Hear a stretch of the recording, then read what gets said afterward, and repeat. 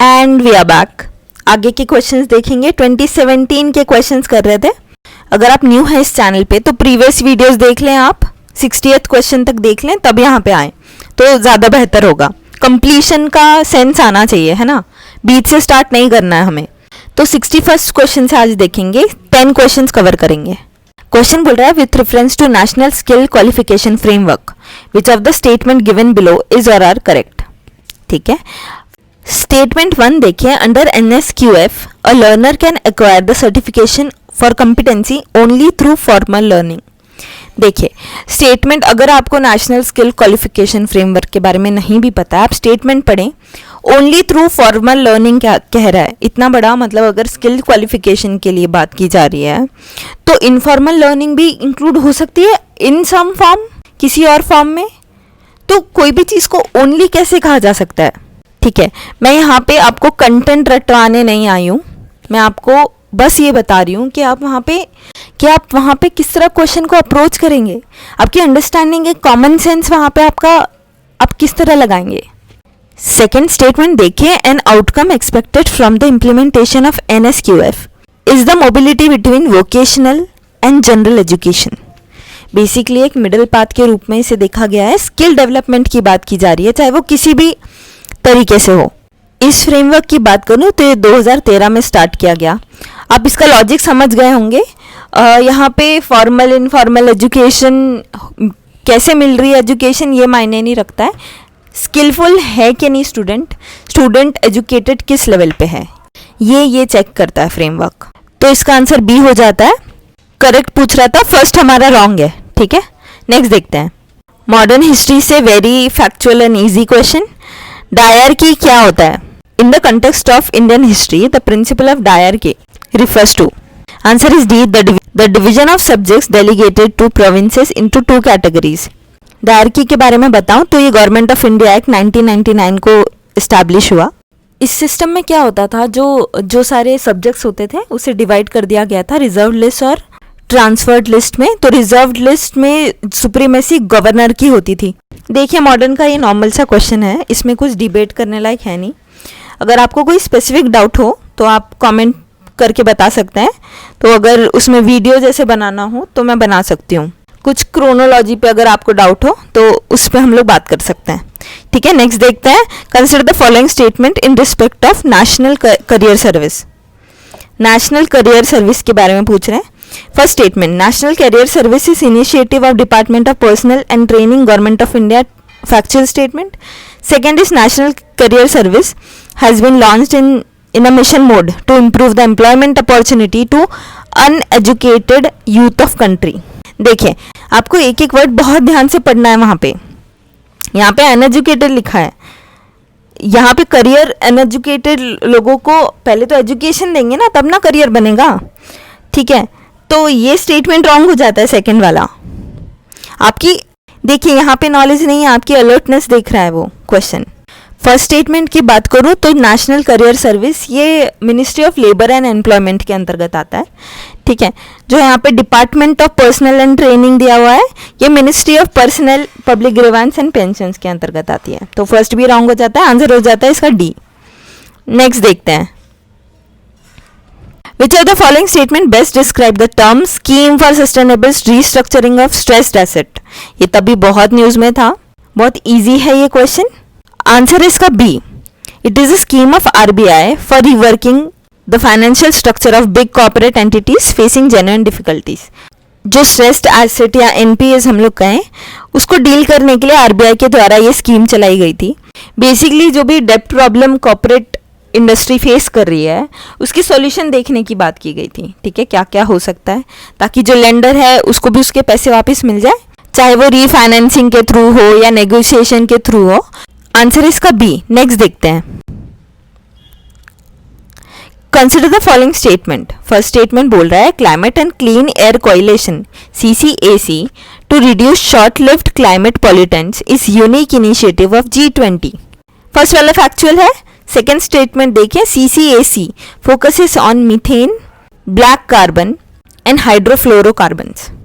अब देखिए climate and clean air से रिलेटेड कोएलिशन है ये, तो जो सेकेंड स्टेटमेंट है ये तो राइट होता है, मीथेन, ब्लैक कार्बन, पॉल्यूटेंट्स भी है ये, हाइड्रोफ्लोरोकार्बन्स, हम एज अ पॉल्यूटेंट भी देखते हैं, ओजोन लेयर डिप्लीशन में भी इनको पढ़ते हैं, ठीक है। तो सेकेंड स्टेटमेंट तो राइट है। देखिए फर्स्ट स्टेटमेंट यहाँ पे रॉन्ग है, जो climate and clean air coalition है, this was launched by UNEP and 6 other countries. वो याद रखने की जरूरत नहीं है आपको, बस यहाँ पे ये याद रखना है कि ये G20 का पार्ट तो नहीं है, ठीक है, ये यूएनईपी का पार्ट है, उनके द्वारा स्टार्ट किया गया, ठीक है। बाकी जो एम यहाँ पे बोला गया to reduce short lived climate pollutants, this is true, ठीक है। अब देखिए ये वाला स्टेटमेंट, एक तो जनरल स्टेटमेंट, अब तक हमने क्या सीखा, अब तक हमने ये सीखा जनरल स्टेटमेंट मोस्टली राइट होते हैं, ठीक है, जब तक कुछ अपसर्ड सी चीज़ ना दी हो, जैसे लास्ट क्वेश्चन में था अनएजुकेटेड लोगों को करियर बनाना है, बना के देना है, कुछ रेलिवेंट लग नहीं रहा है, ध्यान से पढ़ने की ज़रूरत थी बस, ठीक है। तो जनरल स्टेटमेंट मोस्टली राइट होंगे, उसमें भी आपको अपना दिमाग लगाना है, अंडरस्टैंडिंग यूज़ करके ही उसे कंक्लूड करना है।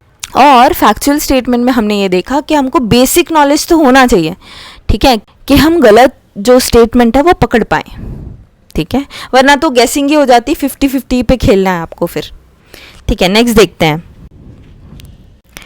With reference to Indian Ocean dipole sometimes mentioned in the news while forecasting the Indian monsoon, which of the following statement are correct, ठीक है।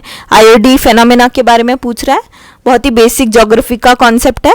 Is characterised by difference in sea surface temperature between tropical western Indian Ocean and tropical eastern Pacific Ocean. This phenomena can influence El Nino impact on monsoon. अब ये phenomenon के वजह से ही El Nino भी होता है, इंटर रिलेटेड चीजें, तो सेकंड तो हमारा राइट होता है, ठीक है। अब ये है क्या, इंडियन ओशन डाइपोल है क्या, अगर मैं आपको साधारण शब्दों में बताऊं, अब देखिए यहाँ पे पिक्चर में शॉर्ट में हम लोग देख लेते हैं कॉन्सेप्ट क्या है। सबसे पहले नॉर्मल सिचुएशन देखते हैं, ठीक है, ये इंडियन ओशन है, ठीक है। सबसे पहले फर्स्ट स्टेटमेंट तो मैं बता दूं, ये जो इंडियन ओशन का पार्ट है, ये वाला पार्ट और ये वाला पार्ट, इन दोनों के बीच में जो प्रेशर डिफरेंस है, इसी को आईओडी कहते हैं, और इसी आईओडी से वेरियस फेनोमेना इंटर रिलेटेड है। मैं आपको बताती हूँ कैसे। जो नॉर्मल सिचुएशन होती है उसमें ये होता है कि ये हाई प्रेशर होता है दिस एरिया, और यहाँ पे लो प्रेशर बनता है, मतलब यहाँ पे हीटेड वाटर होता है, यहाँ पे नॉट सो हीटेड कूल सा वाटर होता है, ठीक है। अब क्या होता है कि क्योंकि प्रेशर डिफरेंस है तो high pressure to low pressure हवाएं गुजरेगी, तो यहाँ से हवाओं का रुख इस तरह होता है। ये नॉर्मल सिचुएशन है। हाँ, अगर ये नॉर्मल सिचुएशन थोड़ी ज़्यादा नॉर्मल हो जाए, हैज इन ये कुछ ज़्यादा ही लो प्रेशर हो जाए और ये कंपैरेटिवली और ज़्यादा हाई प्रेशर हो जाए, तो हवाओं का रुख ज़्यादा बढ़ जाएगा इस तरफ, जो कि अल्टीमेटली हमारे मानसून को और स्ट्रॉन्ग करता है। इसको कहते हैं ला नीना। अभी अगर ये नॉर्मल सिचुएशन पलट जाए, मतलब यहाँ पे हाई प्रेशर की जगह लो प्रेशर हो जाए और यहाँ पे लो प्रेशर की जगह हाई प्रेशर हो जाए, तो हवाओं का रुख एकदम अपोजिट हो जाएगा। अभी इस तरफ जा रही थी, अब इस तरफ जाएगी, ठीक है। मैं दूसरा पेन यूज करती हूँ। अब इस तरफ रुख हो जाएगा हवाओं का, ठीक है। मॉनसून वीक हो जाएगा क्योंकि मॉनसून साउथ वेस्ट यहीं से आता है, राइट। यहाँ पे लो प्रेशर बनता है तो, ठीक है, high pressure to low pressure इस तरह जाता है मॉनसून। तो अगर एल नीनो हो गया, मतलब रिवर्स हो गई नॉर्मल सिचुएशन, तो हवाएं इस तरफ मुड़ जाएगी। ये कॉन्सेप्ट ध्यान में रखें, बहुत ही जनरल सा कॉन्सेप्ट है पर पता होना चाहिए, ठीक है। यहाँ पे आप देखें first statement, IOD phenomenon is characterised by difference in sea surface temperature between tropical western Indian Ocean and tropical eastern Pacific Ocean. देखिए फर्स्ट स्टेटमेंट रॉन्ग होता है क्योंकि एक्चुअली जो ये डाइपोल बनता है ये इंडियन ओशन के ही दो पोल्स के बीच बन रहा है, तो फर्स्ट स्टेटमेंट रॉन्ग होता है और आंसर होता है इसका बी।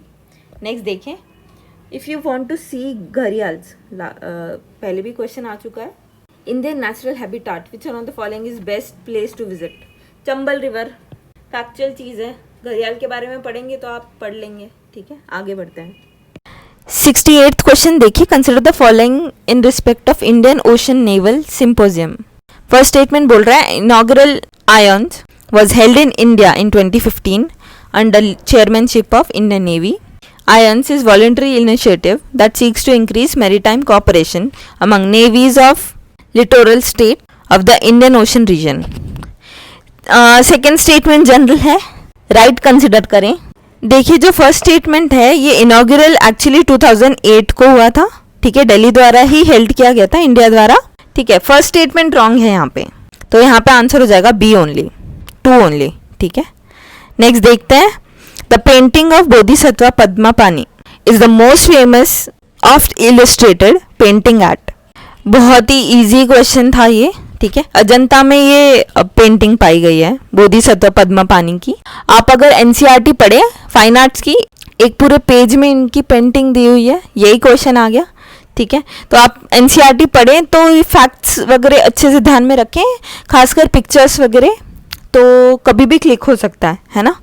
लास्ट क्वेश्चन देखें आज का, ट्रेडिशंस दी हुई है और कम्युनिटीज़ दी हुई है, मैच द फॉलोइंग करा लिया है, ठीक है। आप जो भी क्वेश्चन देखें ना यहाँ पे, आप ध्यान दें कि किस प्रकार के कौन से एरिया से क्वेश्चन आ रहे हैं। सपोज इसके पहले कमिटी पे भी एक क्वेश्चन पूछा गया था, फेस्टिवल्स पे पूछा जा चुका है, डांसेस पे पूछा जा चुका है, ठीक है। इस प्रकार से लिस्ट बना लें और याद कर लें। ये क्वेश्चन देखिए फैक्चुअल ही है, आंसर इसका ए, 1 ओनली। मैच द फॉलोइंग में ये भी चीज़ होती है कि या तो एक पेयर राइट होता है और या तो तीनों पेयर राइट होते हैं, ये भी मोस्टली ऐसा देखा गया है। हमेशा ट्रू नहीं है ये बात, पर एक पेयर राइट करके बाकी 2 पेयर को स्विच कर दिया जाता है मोस्टली।